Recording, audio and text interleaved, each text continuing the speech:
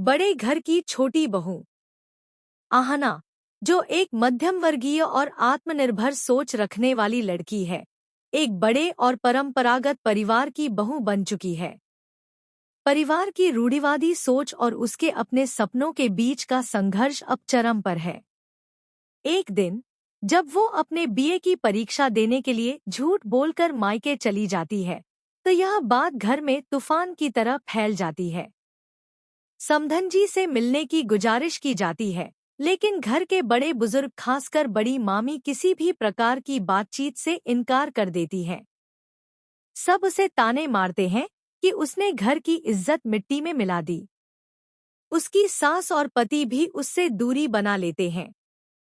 चाची, बुआ और परिवार के अन्य सदस्य उसे बदतमीज और घटिया लड़की करार देते हैं। उसकी माँ भी हाथ जोड़ती है, माफी मांगती है, लेकिन उसे कोई राहत नहीं मिलती। सभी सवाल करते हैं कि आखिर वो मायके इतने दिन क्यों रुकी थी। जवाब में आहना बताती है कि उसके बीए के एग्जाम चल रहे थे और कल ही खत्म हुए हैं। सच्चाई जानकर भी परिवार के लोग उसकी गलती का तूल देते हैं कि उसने झूठ क्यों बोला। लेकिन आहना मजबूरी में झूठ बोलने की वजह स्पष्ट करती है। उसे डर था कि उसे परीक्षा में बैठने नहीं दिया जाएगा। तब वो साफ साफ कहती है कि माँ, सास से अनुमति लेकर ही वो इस घर को छोड़ेगी। बड़ी मामी उसे सामने बुलवाती है और पूछती है, किसने उसे परीक्षा देने की इजाजत दी थी।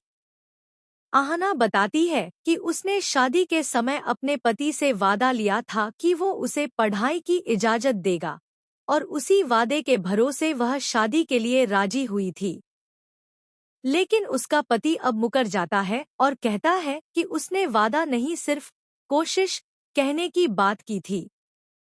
इसके बाद आहना भावुक हो उठती है और कहती है कि वह अपने मरे हुए पिता का सपना पूरा करना चाहती थी। अगर बीए पास नहीं कर पाई, तो उनकी तस्वीर का सामना कैसे करेगी। वह मानती है कि उसने झूठ बोला, लेकिन उसका मकसद गलत नहीं था। वह गर्व से कहती है कि पढ़ाई की हिम्मत उसे अपनी सासू माँ के आशीर्वाद से ही मिली थी।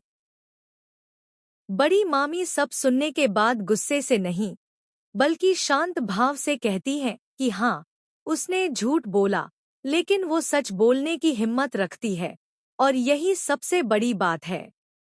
वे कहती हैं कि आंसू बहाने की नहीं, आग की तरह जलने की जरूरत है इस घर की बहुओं में।